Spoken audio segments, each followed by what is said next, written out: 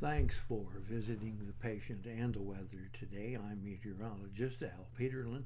I'd like to talk about the weather health stresses for May 27, 2026. We do keep additional graphics at tpatw.com. We also maintain a patient weather storefront on Amazon. Looking at the surface map for Wednesday, it's quite complex. We have a cool front with bubble low stretching all the way from Montana down into Salt Lake City and down to Southern California. Lots of unsettled weather behind that front. Lots of unsettled weather ahead of that front with a stationary front stretching all the way from Baltimore to Memphis, all the way down to Dallas. And lots of unsettled weather from the plains all the way across the South Florida and on up into the Carolinas.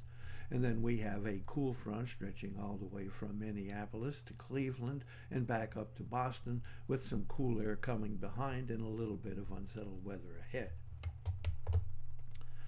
Looking at our vitality index, we can see we have a lot of unsettled weather here in the Pacific Northwest, some activity up here in the Rockies, lots in the plains, and then a little bit across the southeast, but that's more just plain soggy and rainy. Looking at the change in pressure, we have rising pressure from southern Nevada up into and across Utah into Idaho.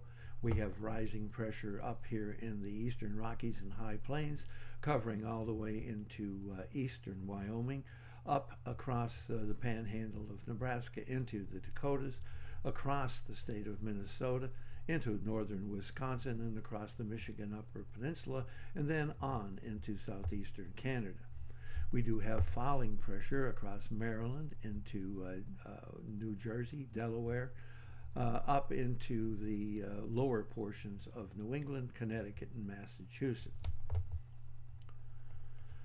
Looking at temperature change, we do have some quite high temperatures up in the northern plains, but the change in temperatures, rising temperatures, will cut across the Pacific Northwest up into the central and northern Rockies, and note that we have a bubble increase in temperatures across the Texas Panhandle. Looking at the change in dew point temperatures, we're actually showing a fall in dew point temperatures across much of the Rockies, a little bit of an increase in dew point temperatures here across the panhandle of Arkansas and up into the Pacific Northwest. Looking at instability, you can see we're moving a little bit further east, meaning East Texas into Louisiana and Mississippi, and trying to reach up into the middle Mississippi Valley, and then across here in Iowa and Minnesota. Looking at the change in oxygen availability, and we have basically a checkerboard. We have some risk of migraine here in Northern California into Nevada, Southern California across into Arizona and up through Utah.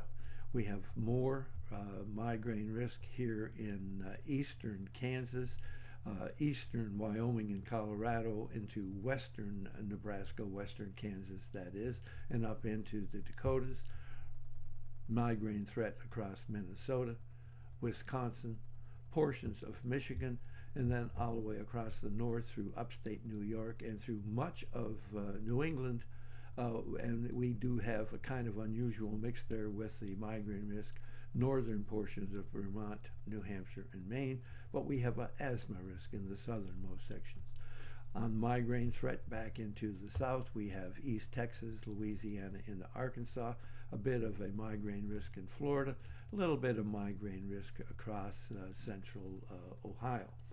The asthma and arthritis risk, rather strong across the Pacific Northwest, a really strong bubble of asthma and arthritis risk across eastern New Mexico into West Texas, a migraine risk then up the Appalachians from Georgia into the Carolinas, and then going to the coast along New Jersey and up into the lowermost portions of New England, Connecticut, Massachusetts.